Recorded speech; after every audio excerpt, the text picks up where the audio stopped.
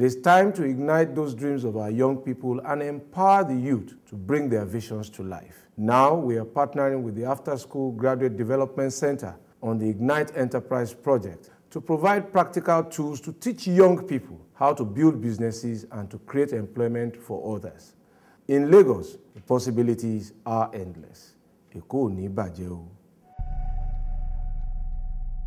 Lagos State, in partnership with AGDC, presents Ignite, powered by First Bank and supported by Bank of Industry.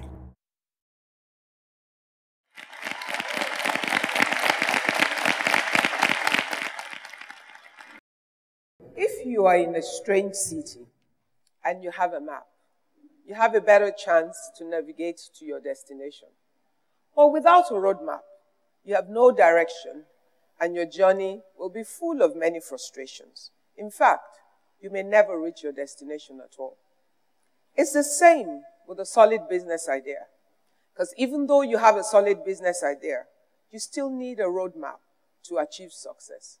This is where goals, planning, and vision comes into play. My name is Ibukun Awoshika, and I welcome you to Ignite TV.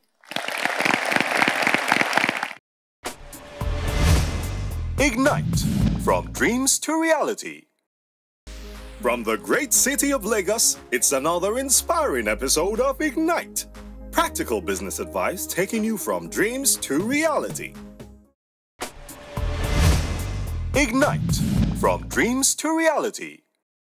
Today, we're going to be talking about setting your goals and being strategic about it.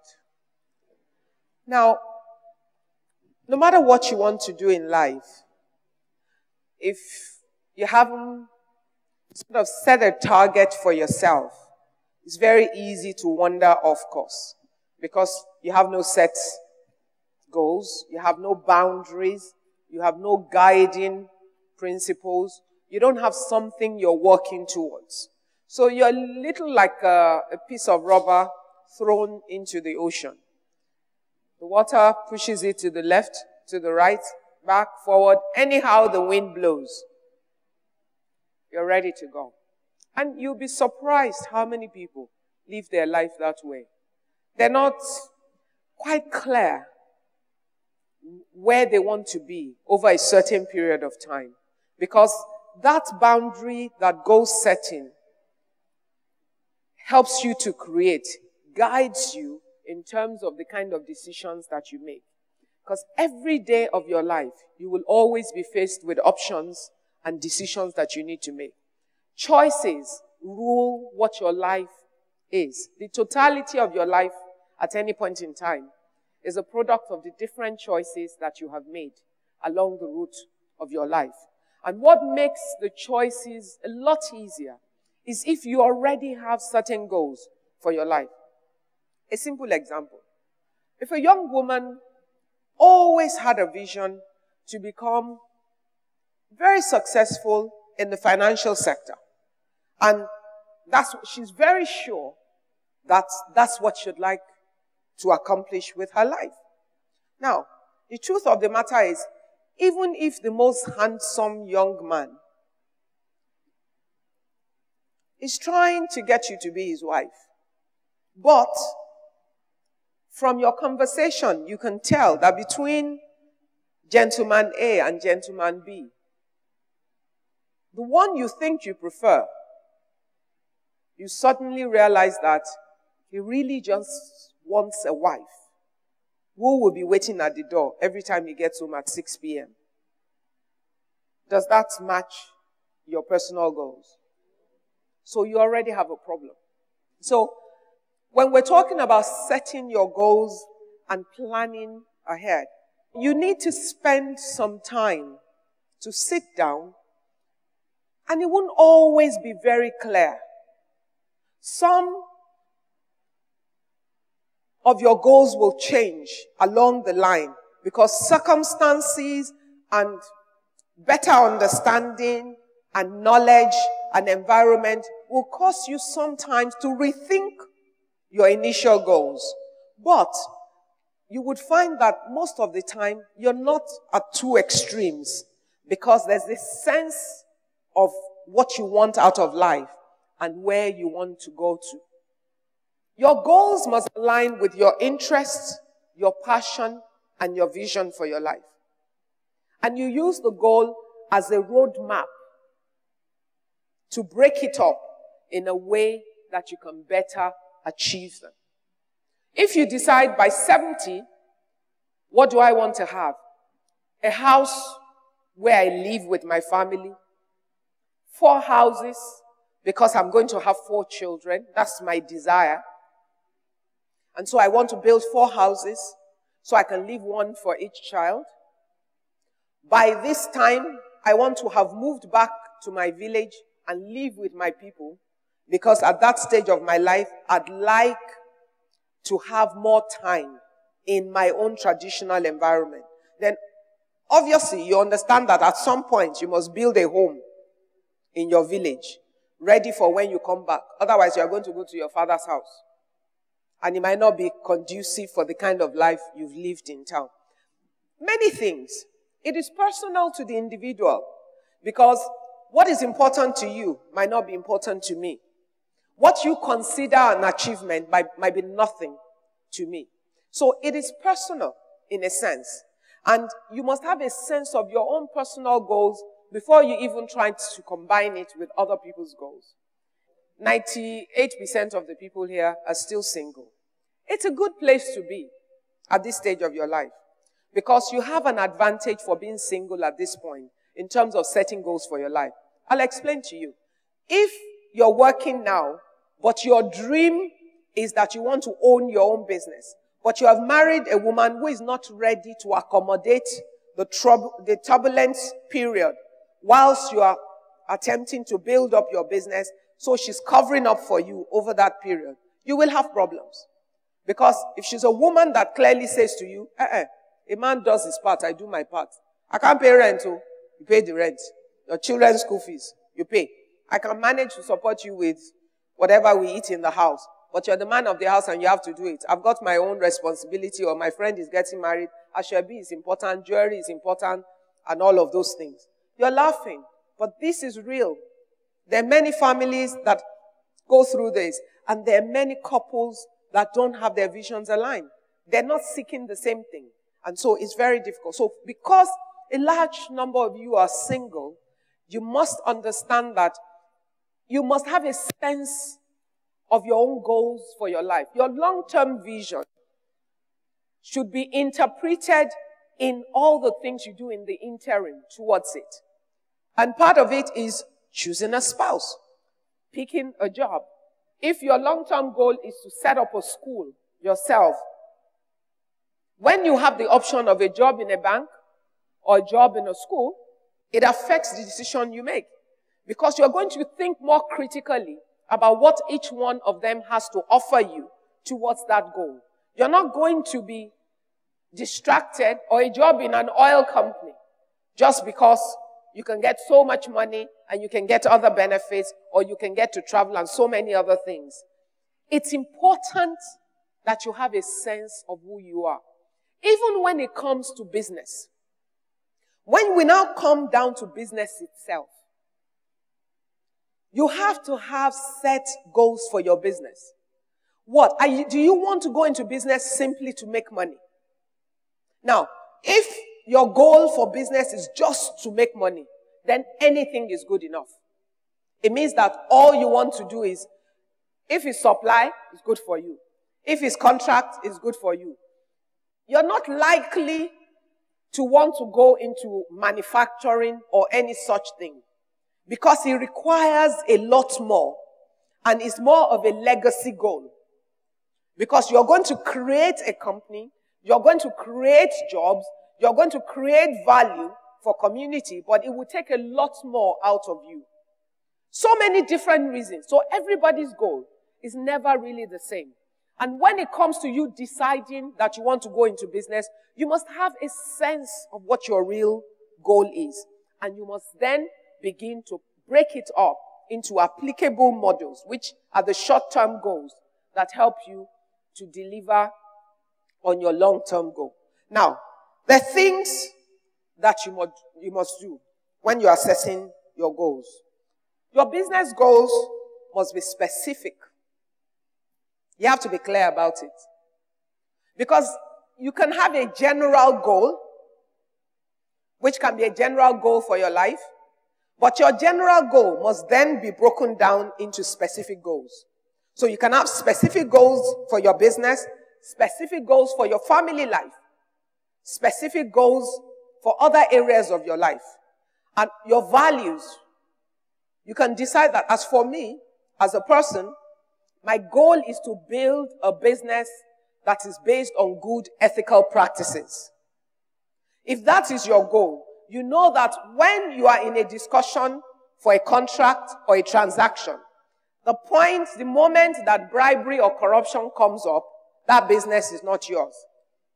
Because you can stand the ground and say, I'm sorry, as much as I know that I want to do this job and I know I can deliver on it, but my vision and my goal for my life is to build a business that will always be able to stand and say, we do things right. And because we do it right, I'm unable to do the things that you want. But however, I'm trusting that you will see that because we have the capacity, you will allow us to prove ourselves.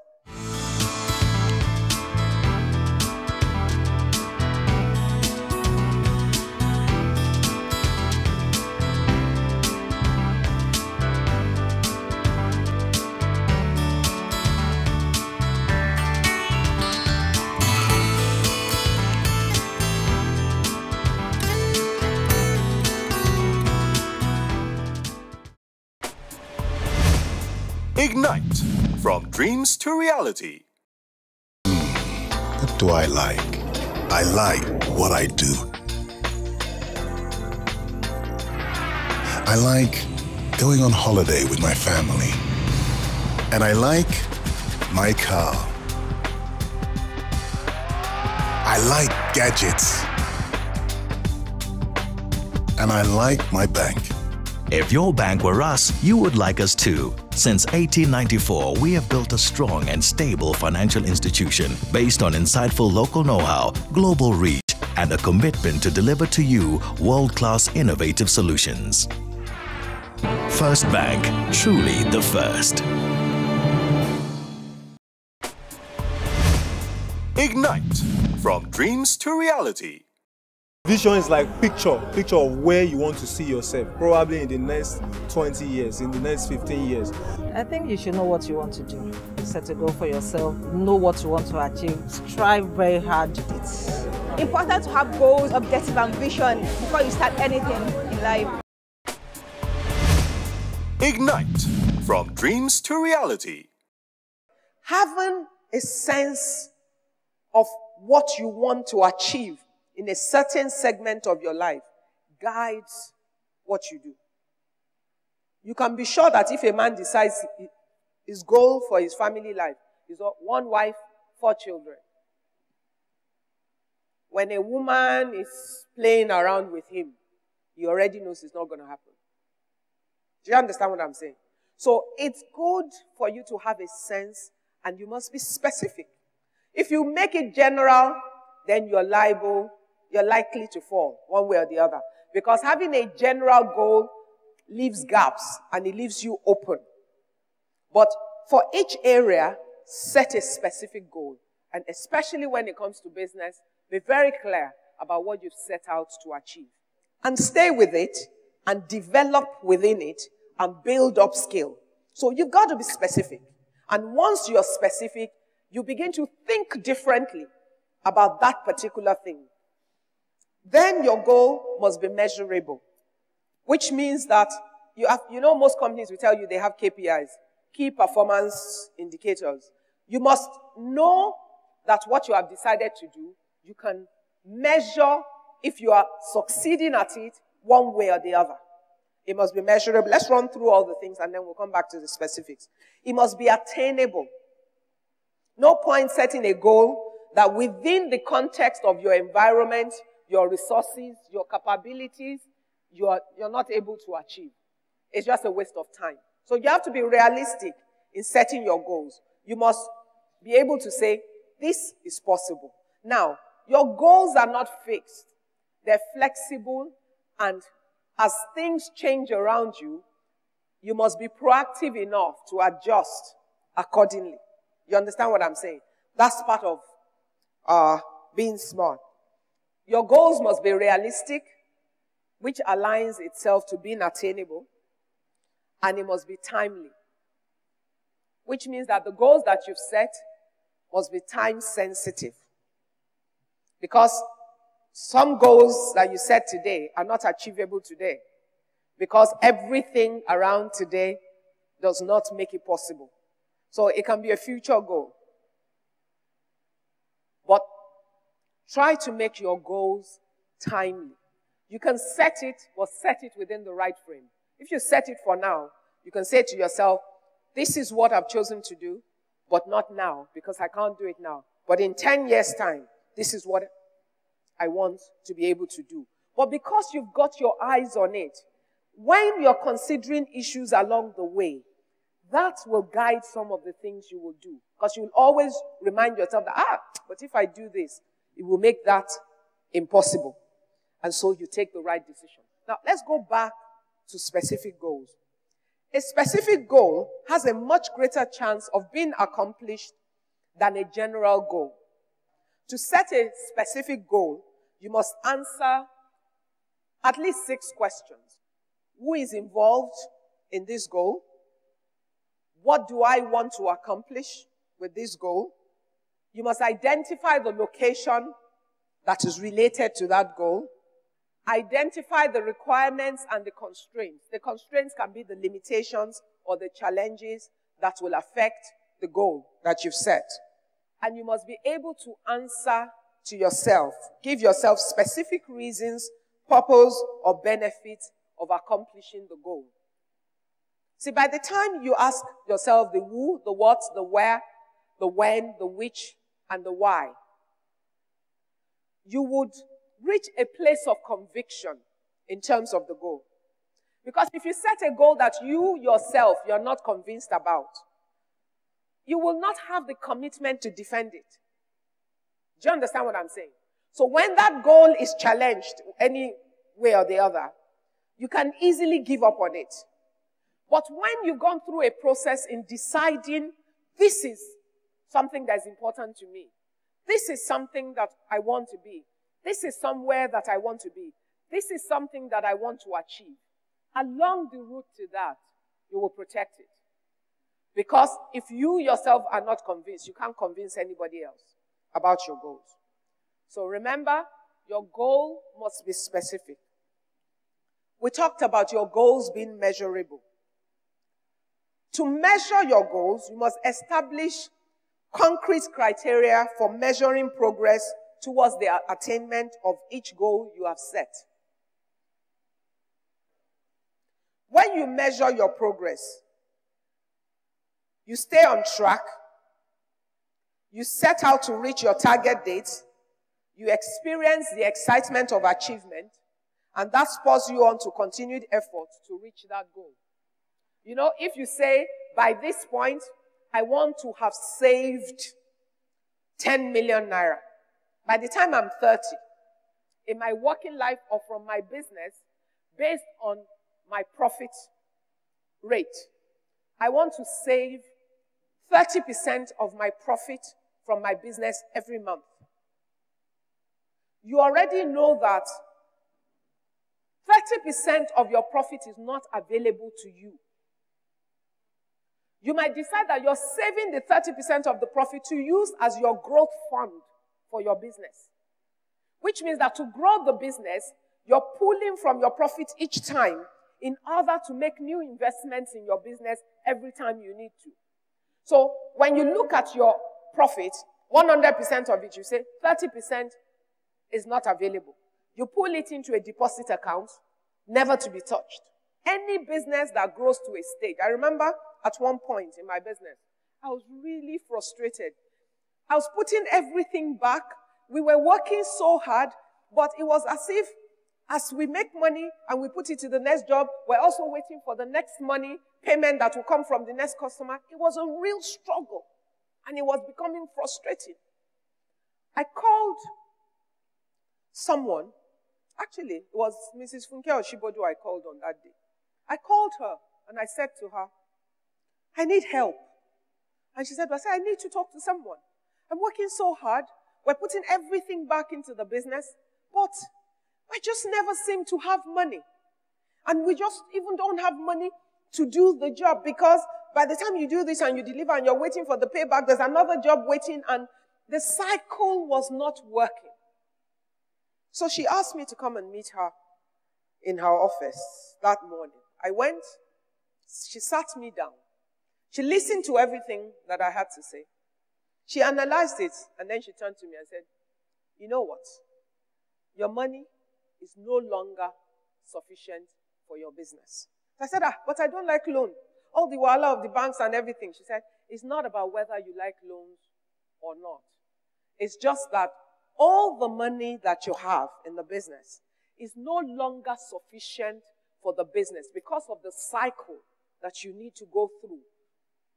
That there's nothing wrong with taking bank money in order for your business to move forward. What is important is that you're disciplined about how you apply the bank loan. And she taught me a very simple principle. She said, listen to me. The day you know you're in trouble is the day that your stock plus your receivable added together is less than the loan you have taken from the bank. I said, hey. She said, stock, which is asset that will turn to money, plus receivables, which is goods you've sold that you are waiting to collect money from. So they both represent liquid money to you, but not liquid yet. If you add them together and your debt is more than that, you're already in trouble. Because it means that the money that you have, or what can become money for you, is less than the money you owe. Somewhere along the way, you've been losing money in that business, or you have spent the money. So I then chose my own equation. I changed the equation for myself in order to be safe. So I said, okay, she said, stock plus receivable. So I said, the only thing I will even use is receivables. My stock will become my backup. That any day my debt is more than my receivable, I'm in trouble. At that point, I then moved forward to attempt to get money from a bank. I started with OD to help me with cash flow in the business.